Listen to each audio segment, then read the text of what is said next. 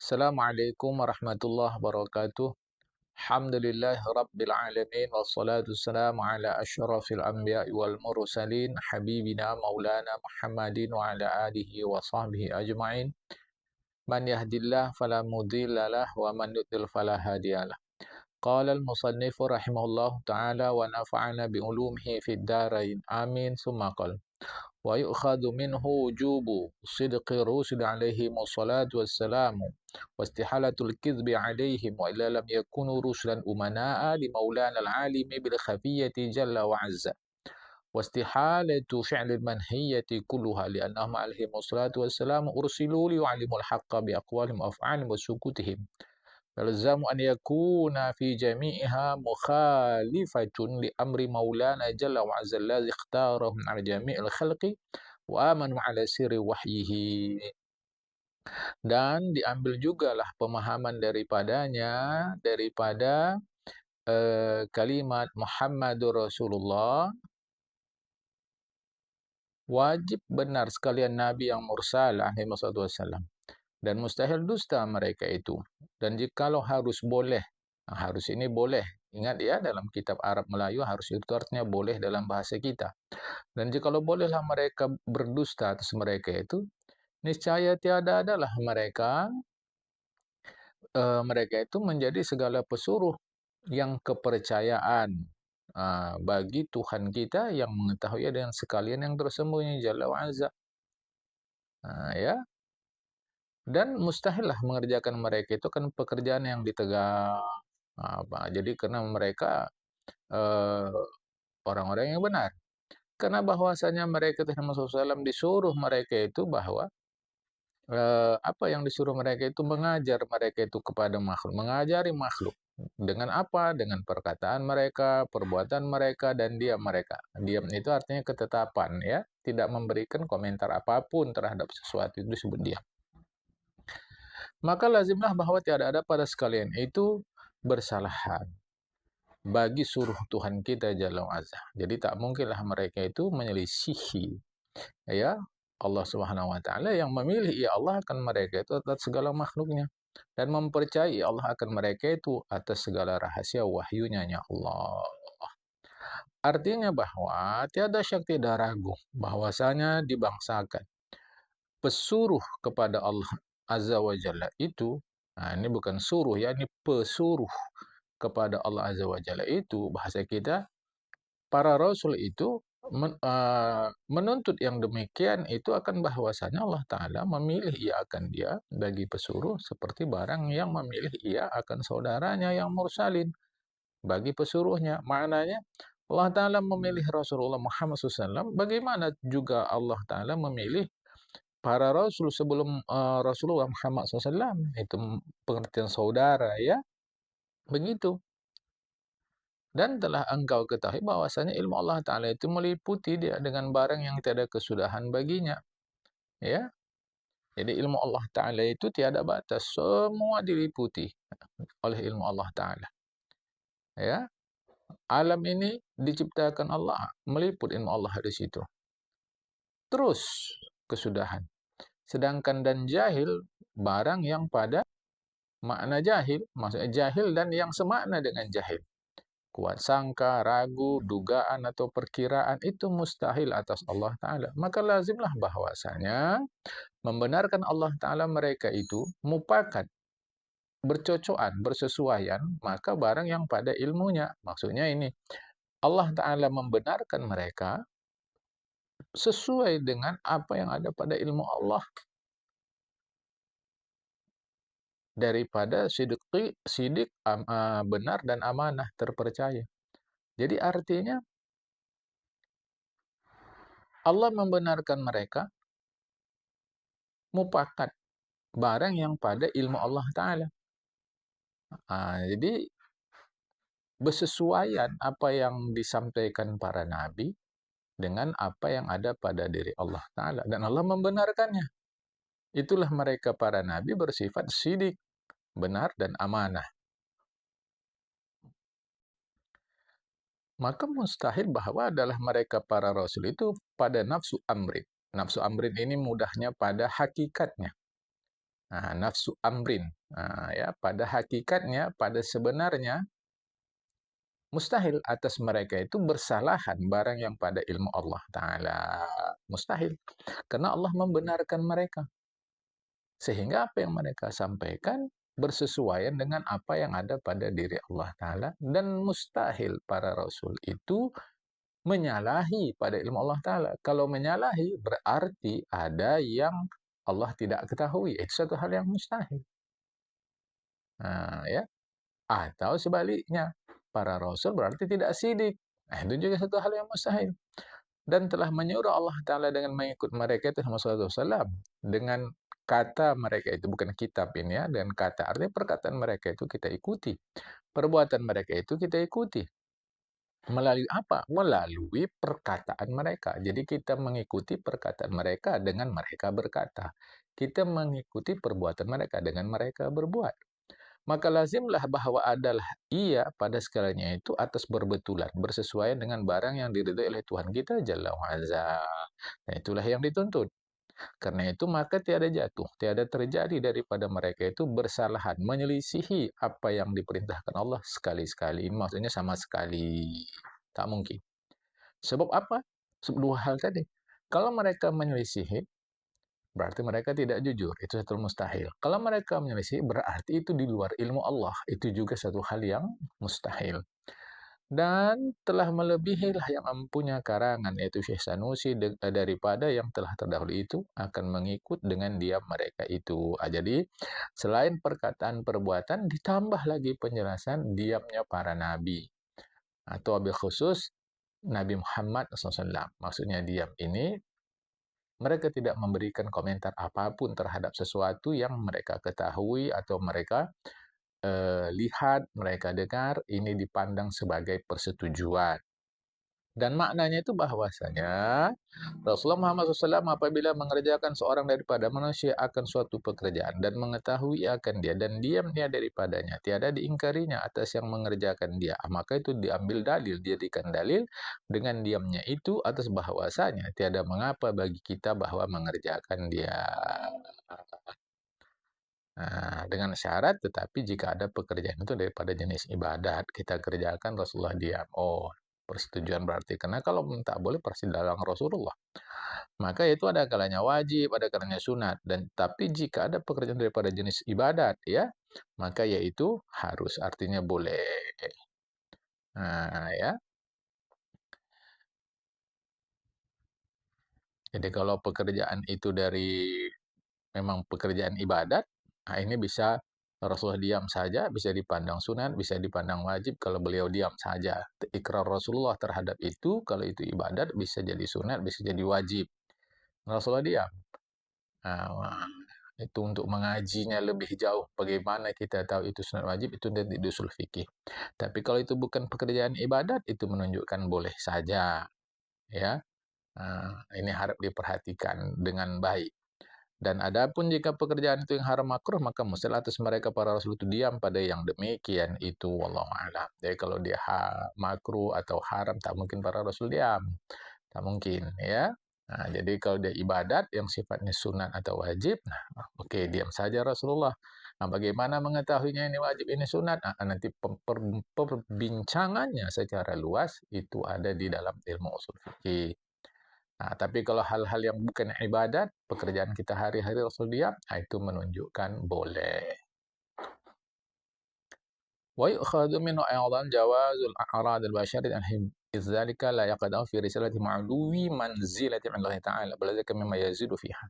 Diambil juga daripada perkataan Muhammad Rasulullah itu, harus boleh segala a'rad, sifat-sifat basyariah yang berupa kemanusiaan, sifat-sifat manusia atas mereka itu, karena yang demikian itu tidak memberikan cedera pada risalah mereka itu dan ketinggian martabat mereka itu, tidak memberikan masalah, tidak merendahkan martabat mereka, tidak melukai risalah mereka, kerasulan mereka, tidak. Pada Allah Ta'ala, tidak. Tapi bahkan, tetapi ini ada masanya secara konteks diartikan bahkan, lebih tepat ya, bahasanya bal. Tetapi yang demikian itu, sifat-sifat kemanusiaan itu setengah daripada, sebahagian daripada barang yang menambahi pada martabat mereka itu. Artinya, tiada syak bahwasanya yang kedua daripada dua kalimat yang musyarrafah itu, yaitu Muhammad dan Rasulullah, hanya saja disabitkan, ditetapkan bagi penghulu kita Nabi Muhammad SAW sebagai pesuruh Allah, bukannya ketuhanan. Nah, ini harap diingat ya. Dan pada maknanya, artinya pada makna mensabitkan, menetapkan bagi penghulu kita sebagai akan pesuruhnya itu, sebagai pesuruhnya itu, kalau cara kita sekarang, penetapan Rasul sebagai pesuruhnya itu mensabitkan pesuruhnya pula, menetapkan pula sebagai pesuruh bagi sekalian saudaranya yang mursalin. Jadi dengan kita meyakini Rasul sebagai pesuruh, itu dengan sendirinya, serta-merta, kita juga meyakini ketetapan itu ada pada para Rasul yang lain, yang itu adalah saudara Rasulullah dalam kerasulan, bukan saudara nasab, bukan. Nah, sebagai Rasul, itu bahasa kata saudara ini adalah kiasan. Maka tiada tertegah pada hak mereka alaihi wassalam, melainkan barang yang memberi cedera pada martabat pesuruh mereka itu. Jadi para rasul itu ya juga memiliki atau bersifat sebagai sifat yang ada pada manusia biasa, manusia lainnya. Nah, ya. Dan tiada tersembunyi bahwa segala aurat yang basyariah itu daripada misal kata desakan makan, minum, berkawin, dan lainnya lah. Itu tiada memberi cedera, tiada memberi bahaya, tiada memberi penghinaan sedikit jua pun terhadap atau daripada, di sini daripada, terhadap martabat mereka itu Rasulullah SAW. Tetapi bahkan yang demikian itu termasuk daripada menambahi pada martabat mereka. Seperti membesarkan pahala mereka dan lainnya itulah seperti yang telah terdahulu sebutnya, sudah lewat penjelasannya. Wallahu a'lam. فقد اتضح لك تضمن كلمة الشهادة مع قلة حروفها لجميع ما يجب على المكلف معرفة من عقد إيمان في حق تعالى وفي حق رسوله صلى الله عليه وسلم. Maka sesungguhnya telah nyatalah bagimu terkandung atau kandungan dua kalimat syahadat ini. Padahal, ini serta, padahal sedikit hurufnya. Sedikit hurufnya. Ya, kandungan itu jelas bagi segala barang yang wajib atas tiap-tiap mukallaf mengetahui akan dia, berupa atau daripada akad iman, akidah, simpulan iman, akaid, akidah, simpulan iman pada hak Allah Ta'ala dan hak sekalian Nabi yang Muhammad SAW. Artinya mensarihkan, menjelaskan yang mempunyai karangan yaitu Syekh Syunusi pula dengan sifat yang wajib pada hak sekalian Rasul. Tetapi bahkan satu dengan tertentu lafaznya yaitu sidqun. Di atas tadi diterangkan sidqun, jujur, ya. Dan dua dengan lazim daripada lafaznya yaitu amanah dan tabligh. Maksudnya begitu kita yakin Rasul Muhammad SAW dan seluruh Rasul sidqun, lazimlah dengan keyakinan itu serta merta dengan keyakinan itu, otomatis dengan keyakinan itu mereka bersifat amanah dan tabligh. Karena katanya kata Syekh Sanusi pada matan yang di atasnya ini, pada matan itu artinya pada kitab dasar. Nah, ini yang di dalam kurung bunga begini, kurung bunga ini adalah matan semua ini. Matan artinya kitab dasar, ya. Yang di atas ini. Nah, itu ya. Biasa kalau dalam tradisi pengetahuan Islam itu ada kitab dasar yang berisi pokok-pokok tanpa penjelasan, itu namanya matan. Matan itulah banyak dijelaskan oleh para alim. Penjelasan itu namanya syarah. Terkadang syarah itu pula diberikan catatan-catatan kaki, namanya hasyiah. Kadang yang luas itu diringkas lagi, namanya mukhtasar, dan seterusnya ya. Dan mustahil berbuat mereka itu kan sekalian ditegahkan oleh Allah Ta'ala. Dan lawan ini tiga pula. Ya, sidik, amanah, tabligh tiga. Lawannya tiga. Dan harus serta lawannya dua pula. Harus. Ya, harus. Ya, maka jadilah 8 dan telah terdahulu pada matan. Sidik, amanah, tabligh harus. Lawannya 4. 4 tambah 4 jadi 8. Angka-angka begini itu bagi kita cukup untuk diketahui saja, karena yang terpenting isinya, kita yakin akan isinya ya. Wa amma kalau Muhammad Rasulullah 4 serta lawannya 4 pula, maka jadilah 8. Inilah yang 16 yang telah terdahulu sebutnya. Ya, kita tidak ulang lagi. Faedah. Ini satu faedah. Arti faedah itu ilmu. Soal, jika ditanya orang kita, adakah binatang itu rasul daripadanya sendirinya atau tiada? Nah, ya, maksudnya kepada binatang itu ada nggak rasul? Kalau ada, apakah dari jenis manusia atau dari jenis binatang pula? Atau bahkan tiada rasul? Jawab bahwasanya Rasulullah itu tertentu daripada jenis manusia. Utusan-utusan Allah itu adalah jenis manusia. Rasulullah Muhammad SAW diutus untuk seluruh alam. Alam itu manusia, jin, kemudian benda-benda lain. Nah, jadi risalah Rasulullah itu tertuju kepada semuanya, kepada malaikat, kepada manusia, kepada jamadat, jamadat benda-benda lain termasuk hewan di dalamnya. Contoh saja risalah Rasulullah tertuju untuk hewan, apabila kalian menyembelih hewan, sembelihlah dengan benda yang tajam. Nah, ini masuk risalah Rasulullah, ya. Soal, jika ditanya orang kita, hukum risalah dan hukum nubuah, manakala kesudahan keduanya? Kapan habisnya status sebagai Rasul dan status sebagai Nabi itu, kapan berhentinya? Nah, kesudahan itu kapan berhenti? Jawab, bahwasanya hukum risalah itu kesudahannya bahwa kerasulan itu berhenti hingga masuk isi surga ke dalam surga dan isi neraka ke dalam neraka. Bahasa kita pensiun sebagai Rasul. Nah, dengan orang surga masuk surga, dengan orang neraka masuk neraka. Maka status sebagai Rasul berhenti. Adapun hukum nubuah, hukum kenabian itu, maka itu berkekalan hingga pada hari akhir, tiada baginya berkesudahan. Jadi status sebagai nabi terus saja. Surga itu sesuatu yang ada awal tapi tiada akhir. Nah, jadi terus sajalah status sebagai nabi. Sedangkan status sebagai rasul itu membawa risalah, membawa amanat, membawa pelajaran. Nah, maka pelajaran itu berhenti dengan selesainya orang masuk ke surga. Itu akhir. Jadi akhir kerasulan adalah pada saat orang masuk surga, pada saat orang masuk neraka. Selesai mereka sebagai rasul. Makanya Rasulullah Muhammad SAW kita pahami dari hadis bertanggung jawab kepada kita. Sampai hari kiamat, sampai di akhirat. Berupa syafaat. Bahwa ada di dalam hadis disebut Rasulullah setelah di surga,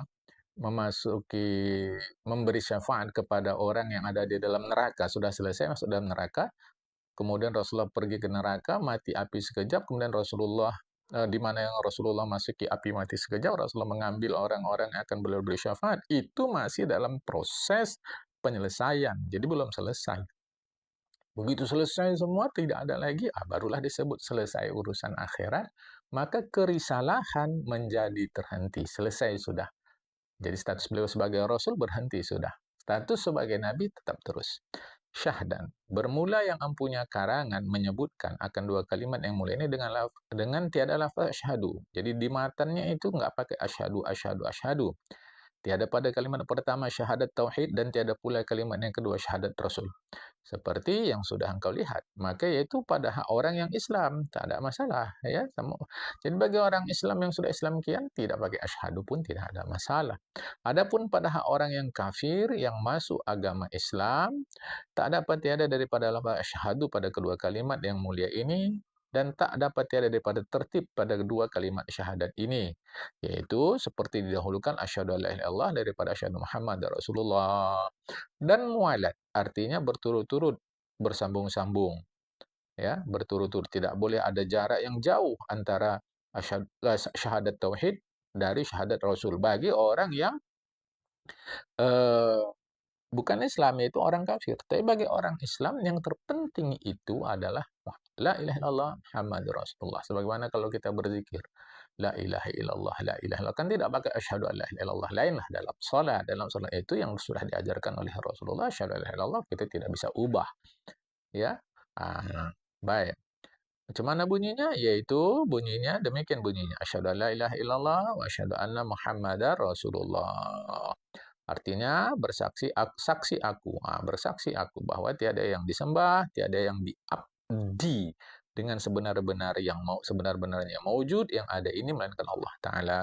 Dan bersaksi aku bahwasanya Nabi Muhammad itu pesuruh Allah. ya. Dan jikalau ada itikadnya bahwasanya Nabi Muhammad itu pesuruh kepada orang Arab saja, tiada kepada orang ajam selain orang Arab, maka bagi orang kafir yang masuk Islam itu disyaratkan lebih lagi daripada makna yang dahulu itu, bukan sekedar aku bersaksi. Tambah seperti katanya, bersaksi aku bahwasanya Nabi Muhammad itu pesuruh Allah kepada sekalian makhluk, dan lepas aku daripada tiap-tiap agama yang menyalahi agama Islam. Jadi dalam dia bersyahadat mesti ada ini. Tapi ini tidak disepakati. Ada yang menyatakan cukup dia meyakini asyhadu la ilaha illallah, asyhadu anna Muhammad Rasulullah dalam proses syahadatnya itu.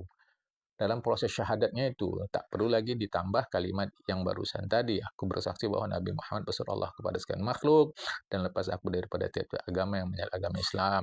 Jadi ini dalam proses dia bersyahadat, menjadi mu'alaf, tidak disepakati kalimat yang barusan. Hanya setelah dia mengucapkan kalimat itu, ya diajarkan kepada dia bahwa Nabi Muhammad untuk seluruh manusia. Jangankan dia, kita yang sudah Islam dari awal pun mesti meyakini Nabi Muhammad diutus untuk seluruh alam, bukan hanya kepada orang Arab.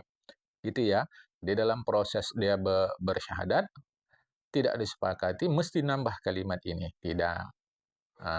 Ya. Baik.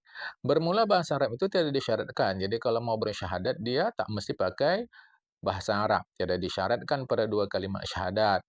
Dan tiap-tiap orang yang membahasakan dengan bahasa dirinya, dan jikalau dengar diketahuinya bahasa Arab sekalipun, ya, dia tahu bahasa Arab, tapi waktu bersyahadat dia pakai bahasa dirinya, tak ada masalah sama sekali. Tidak mesti bahasa Arab. Inilah.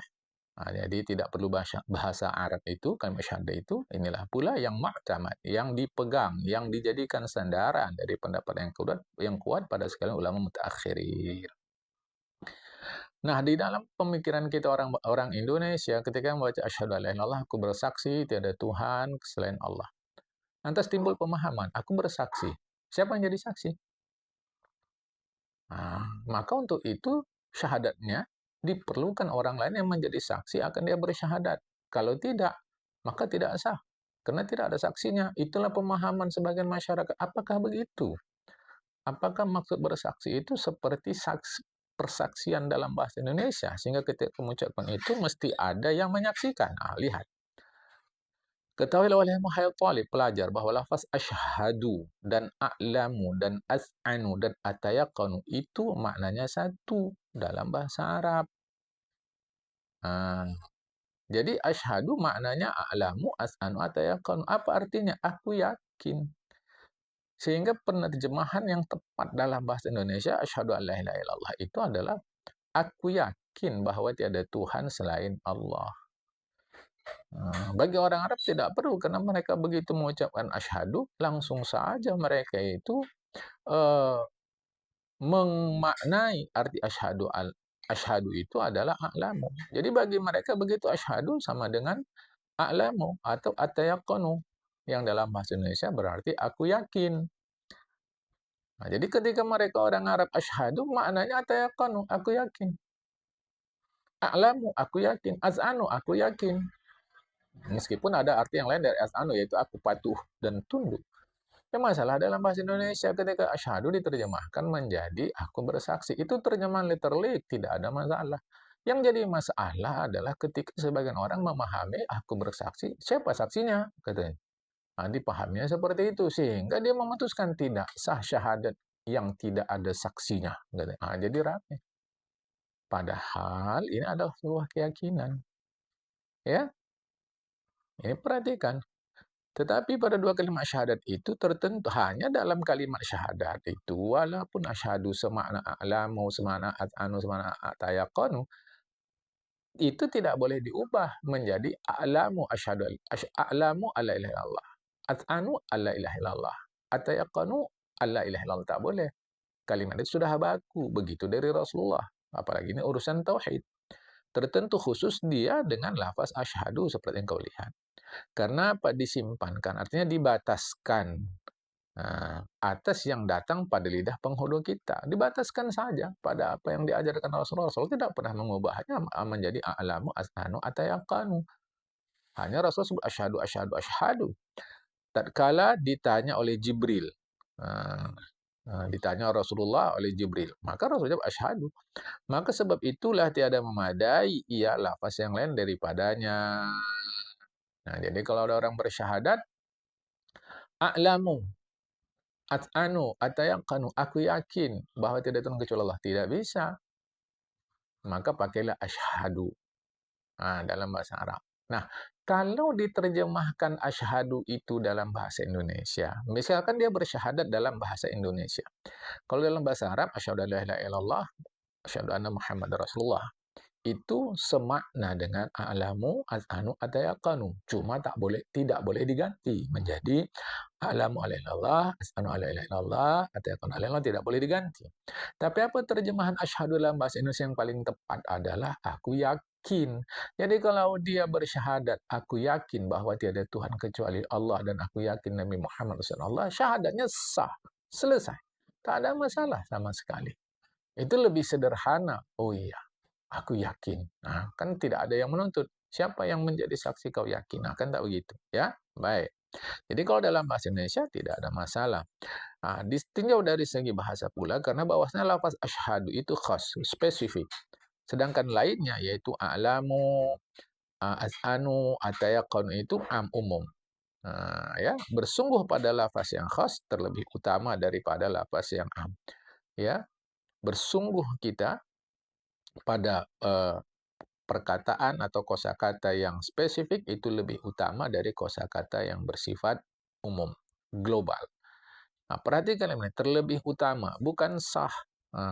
Jadi pakai asyhadu sah daripada yang lain. Tidak begitu, lebih utama. Ya, dalam bahasa Arab tidak boleh tetap asyhadu, ini supaya jangan keliru. Dalam bahasa Arab tidak boleh tetap asyhadu. Asyhadu alla ilaha illallah tak boleh diubah. Tapi dalam bahasa Indonesia, asyhadu itu artinya adalah aku yakin, ya. Adapun bahasa Melayu pada orang Melayu maka seperti bahasa Arab pada orang Arab. Jadi kalau orang kita memakai aku yakin, nah itu pada orang Arab asyhadu itulah makna dia. Jadi sama saja, ya. Jadi kalau ada orang bersyahadat pakai bahasa Indonesia, aku yakin bahwa tiada Tuhan kecuali Allah dan aku yakin bahwa Nabi Muhammad SAW sah dia sebagai orang Islam. Mengapa? Bahasa Melayu pada orang Melayu, maka seperti bahasa Arab pada orang Arab. Ketahuilah oleh Muhayyad Talib bahwasanya yang menyusunkan dua kalimat la ilaha illallah dan Muhammad Rasulullah itu Allah Ta'ala dan Rasulnya. Yang terlebih mengetahui keduanya akan arti lafaz itu. Dan barang yang terkandung di dalamnya daripada beberapa makna seperti yang sudah engkau lihat dahulu. Apabila engkau ketahui yang demikian itu, maka adalah makna dua kalimat syahadat yang sudah dimaknakan oleh sekalian ulama yang dahulu-dahulu, maka itu mufakat, persesuaian, pas, cocok dengan persusunannya yang menyusunkan keduanya oleh Allah Ta'ala dan Rasulnya. Lagi pula bahwa mengubahkan daripada makna yang dahulu itu membawa kepada cedera daripada dua pihaknya. Tinjau dari dua aspek, dari dua segi, itu kalau diubah akan menimbulkan kerusakan. Ayo, mana yang kedua? Dua segi, dua aspek, dua pihak itu. Adapun pihak yang pertama, maka melazimkan tidak terkandung pada dua kalimat itu akan sekalian akad iman yang telah terdahulu. Kalau diubahkan dari asyhadu, ya.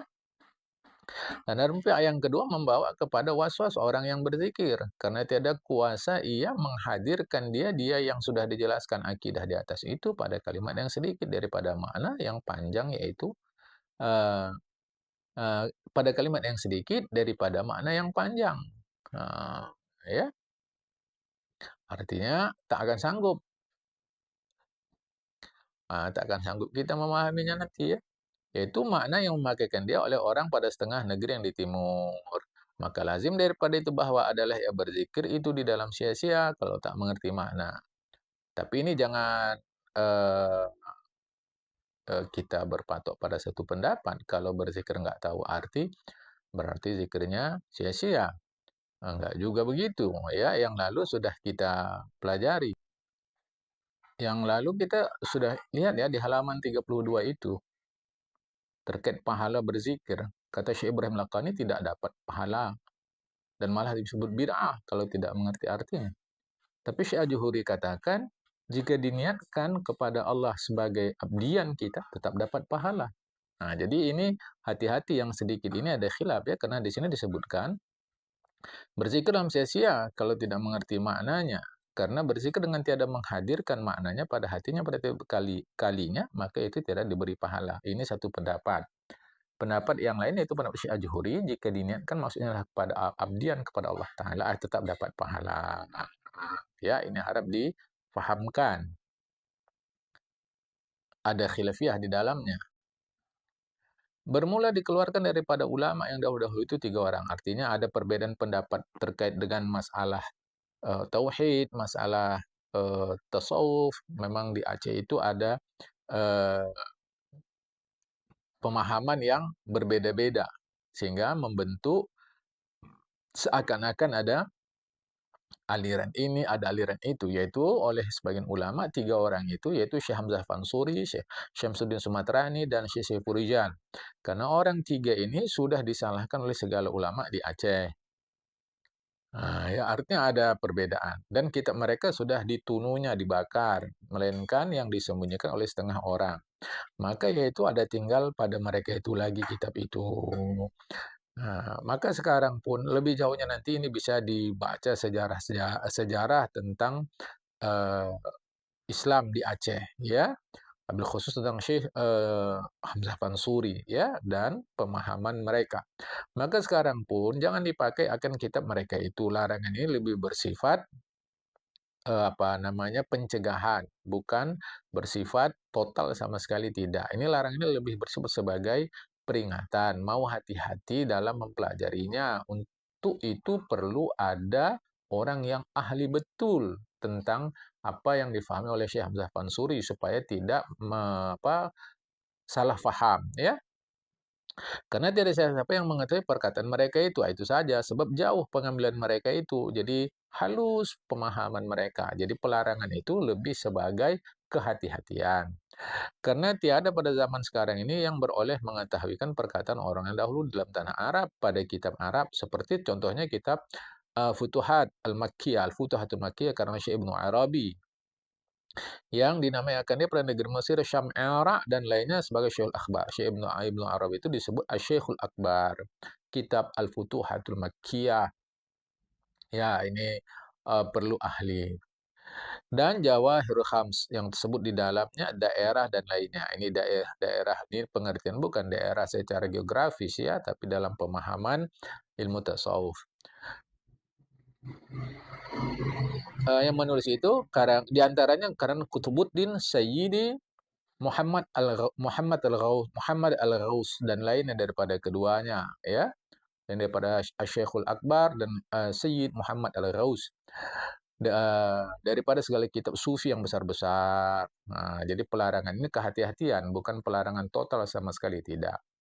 Dan demikian pula negeri di bawah angin itu Nusantara pada kitab yang berbahasa Melayu. Pun kitab Melayu yang sifatnya halus-halus itu perlu dipelajari kepada guru yang benar-benar. Karena inilah mengkafirkan oleh Syed Alawi Bafaqih dalam kitab beliau yang bernama Nurul Mubin akan orang yang berpegang dengan kitab orang yang 3 itu. Nah, ini kekafiran ini pun sifatnya kehati-hatian, bukan total mutlak murtad. Sebab kalau total murtad berarti Syekh Hamzah Fansuri murtad. Itu bagaimana? Auzubillahi Allah, ya. Dan orang yang mengamalkan ilmu rahasia yang dinamai di negeri Aceh akan ilmu makari. Karena sekalian tersebut di dalam Nurul Mubin itu setengahnya daripada kitab orang yang 3 itu, dan setengahnya daripada ilmu makari. Dan beberapa banyak yang sudah dibunuh di negeri Aceh akan yang mengamalkan ilmu makari itu, wallahu a'lam. Ini persoalan sejarah Aceh yang perlu kita pelajari lebih lanjut. Ya. Hari ini sampai sini dulu, nanti kita sambung. Walahlal ikhtisar yang mastimal ala ma dzakarnahu ja'alha syara'u turjumatan ala ma fil qalbi minal Islam wal yuqbal ahadil imanu illa biha. Balik terkait kalimat syahadat lagi. Asyhadu an la ilaha illallah wa asyhadu Muhammad Rasulullah. Itu bagaimana status kalimat itu? Apakah itu seakan-akan sebagai paspor kalau kita keluar negeri tanpa paspor tidak bisa pergi atau seterusnya? Nah, itu akan kita bincang lebih lanjut. Assalamualaikum warahmatullahi wabarakatuh.